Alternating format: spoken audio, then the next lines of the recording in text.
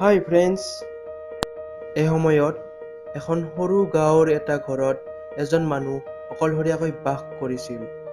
মানুহজন আছিল অন্ধ, কিন্তু তেওঁ যেতিয়া ৰাতি বাহিৰলৈ ওলাইছিল তেতিয়া সদায় তেওঁৰ লগত এটি জ্বলন্ত লেম্প লৈ গৈছিল।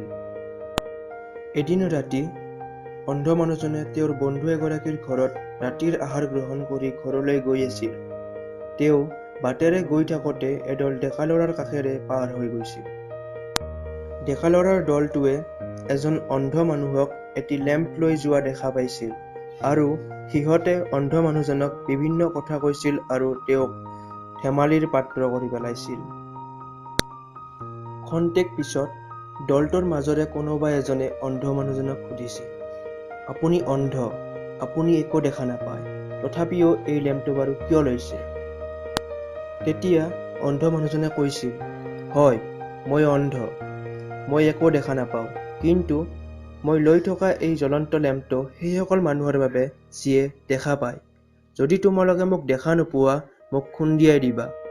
এইটোৱে হৈছে মই এই জ্বলন্ত লেম্পটো লোৱাৰ কাৰণ।" ডেকা ল'ৰাৰ দলটোৱে নিজৰ ওপৰত বহু লাজ পাইছিল আৰু তেওঁৰ ওচৰত ক্ষমা খুজিছিল। মৰেল: আমি বাৰু এই কাহিনীটোৰ পৰা কি শিকিব পাৰোঁ?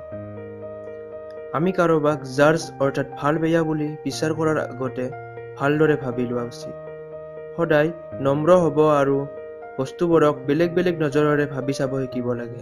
তেতিয়াহে আচল কথাটো গম পোৱা যায়। ভিডিঅ'টো সম্পৰ্কে আপোনাৰ মন্তব্য তলত কমেণ্ট কৰি জনাব। যদি ভিডিঅ'টো ভাল লাগিছে লাইক কৰিব আৰু যদি বেয়া লাগিছে ডিছলাইক কৰিব। আপোনাৰ বন্ধুসকলৰ মাজত হোৱাটছএপ ফেচবুকত এই ভিডিঅ'টো শ্বেয়াৰ কৰিব পাৰে যাতে সিহঁতৰো লাভ হয়। আৰু ভৱিষ্যতে এনেকুৱা ভিডিঅ' চোৱাৰ বাবে চেনেলটো ছাবস্ক্ৰাইব কৰক, লগতে বেল আইকনটোও দবাই দিব। শেষত জয় আই অসম।